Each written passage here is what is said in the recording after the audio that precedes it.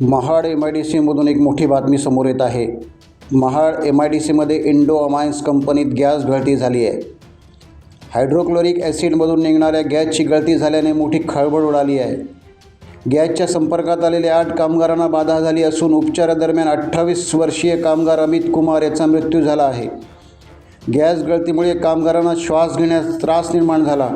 रस्त्यावरून जाणाऱ्या ग्रामस्थांनाही गॅसचा त्रास जाणवला।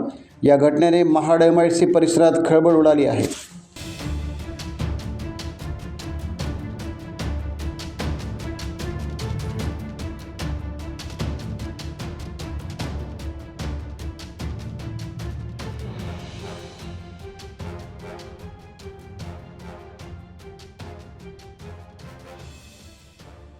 टाइम्स डिजिटलला लाईक करा, शेअर करा, सबस्क्राईब करा आणि बेल आयकॉन दाबायला विसरू नका।